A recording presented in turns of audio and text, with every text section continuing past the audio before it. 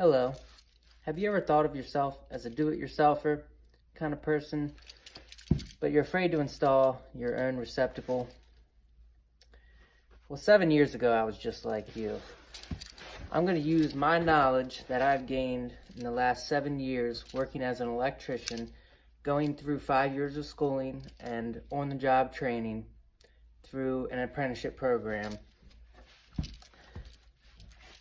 And also, I've been a homeowner for 10 years, and I know the well-known trial and error of home maintenance and improvement. So here today, I got this receptacle that I'm going to install in this outlet box.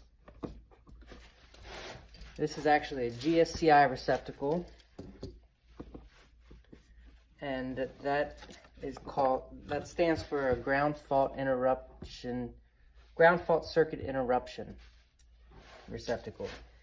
And in order to do this, there's actually an in and an out, a line and a load. It says it on the back of the receptacle here, and that's what this sticker is telling you, that this is load only and this is for your line. So tools you need will be a wire strippers, a knife, a level, a screwdriver. I like to use my square tip, but a Phillips works as well. So to begin this, we'll take our knife and we'll cut down the middle here just for a few inches on each wire and split this open here. Be careful not to cut yourself.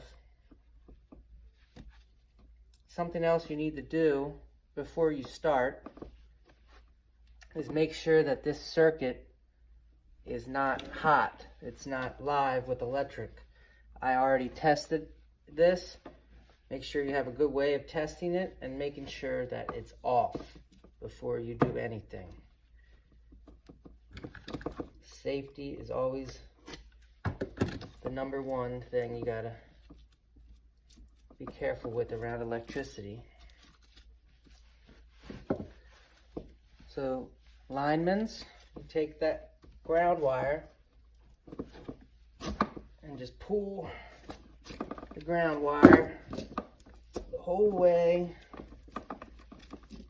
back, tearing the insulation into the device box there. And then the insulation just comes off of all the wires. And you just take this insulation back there, take your diagonal cutters,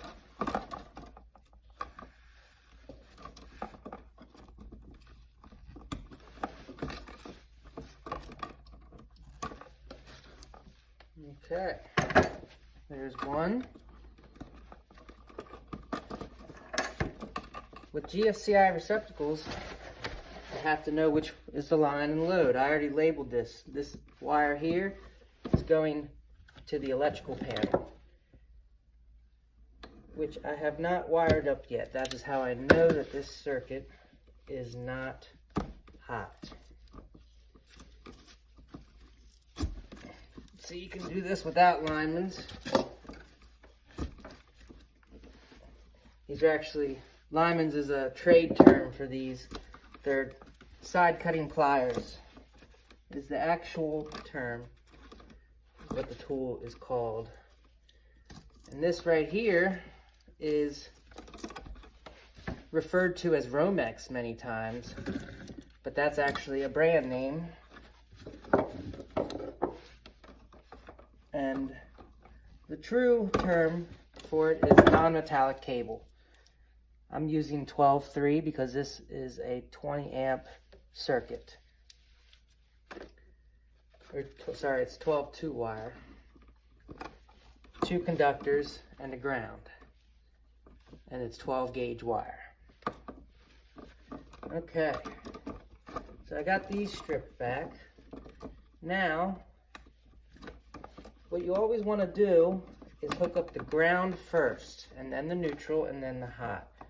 That is a good rule of thumb to do. And you cut these 6 inches out of the box. So you can use your hand as a approximate measurement. Here is what we like to do. I'm actually going to come back right to here and cut these. We'll use one of these here. We only have 1 ground screw on this receptacle. So what I'm going to do is wire nut this to these. And you make sure all these are lined up. And what you want to do with solid wire is twist these together.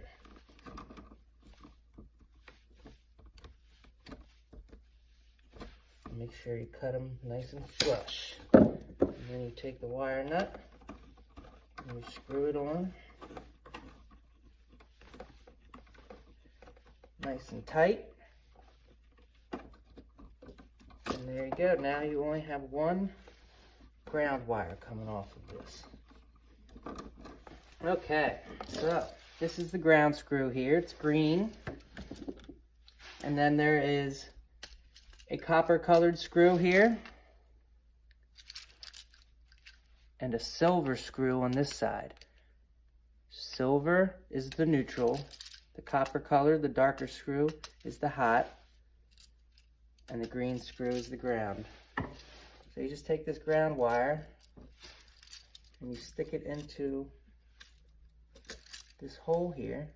Oh, something else on here is a wire, a strip gauge on the back of these receptacles.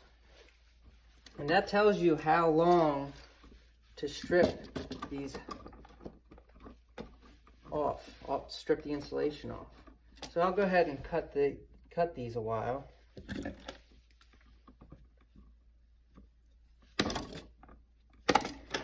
Cut them 6 inches out there.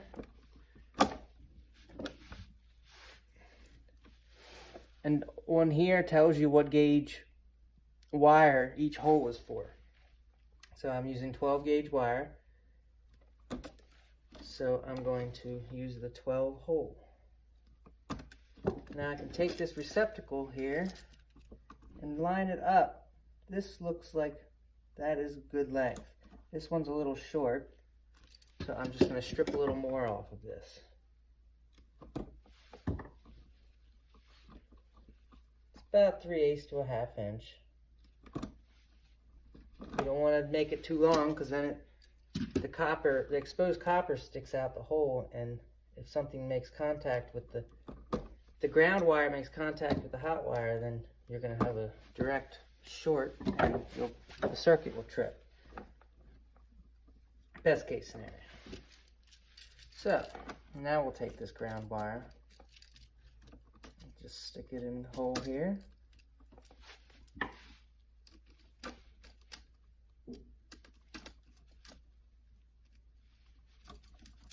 And tighten the ground screw.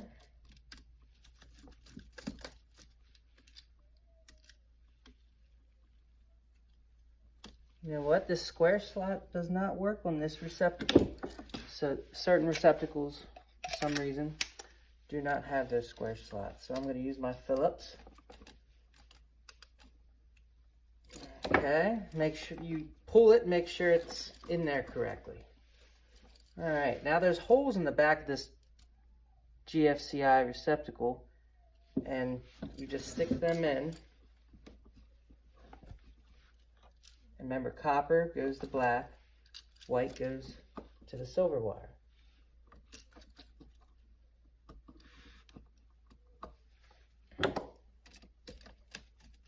Okay, tighten this screw, just stick it in the hole. The best thing to do is to stick it on the side of the screw, so when you tighten the screw, if anything, it'll pull the wire around the screw, not push it out of the hole. It'll pull it tighter into the hole.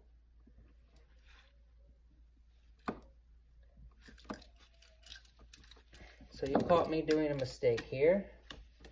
This top spot is for line.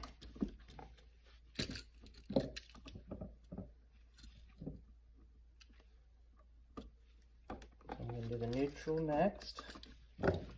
And with the correct cable, the line. Now what this receptacle will do now, all the power will run through this receptacle to my other receptacles down the line. So the other receptacles will be ground fault circuit protected as well. And then you only need to use one of these, which are more expensive receptacles.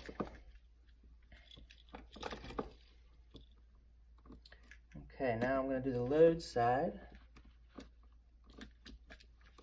Neutral first. Gotta loosen these screws.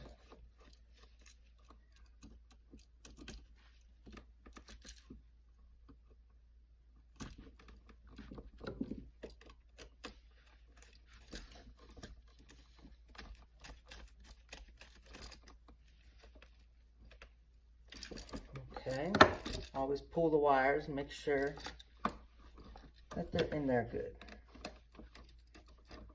Don't want the wire coming out after you stick it back in to the device box. Okay.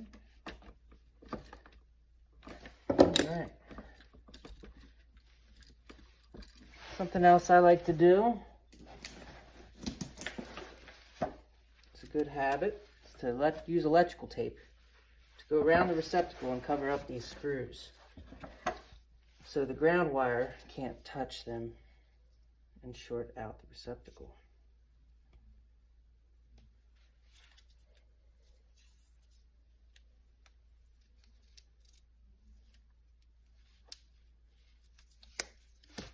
Oh, my tape got messed up.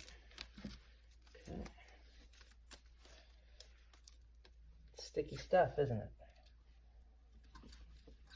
Okay, so you just cover up these screws with the tape. Do about 2 wraps around the receptacle.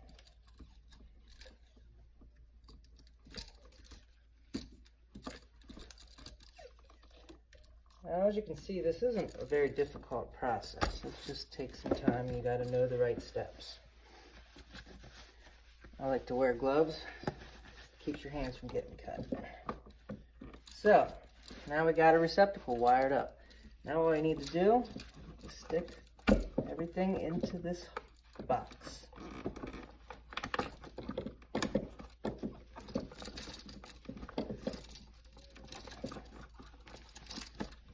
Trying to get the ground wire back in there. Okay.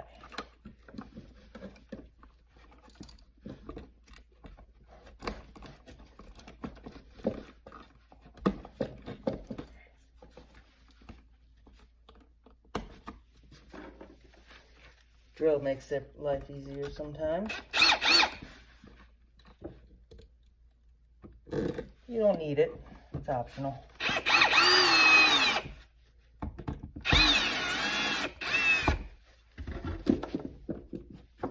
Save some hand motion.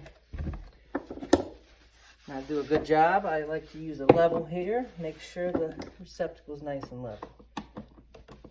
And I do the final tighten with my screwdriver here.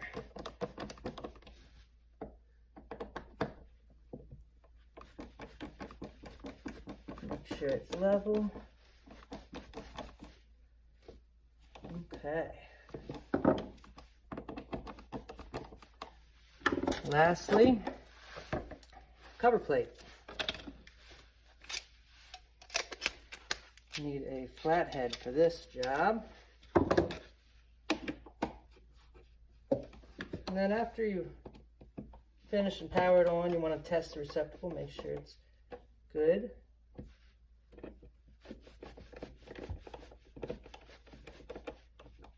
Okay. And that is how you install a GFCI receptacle. I hope this saves you money, time, headache, and helps you do it the correct way. Always remember to be safe around electricity. Test, make sure the circuit is off before you work on it. and make sure everything's safe before you power it back on. Thank you, and have a great day.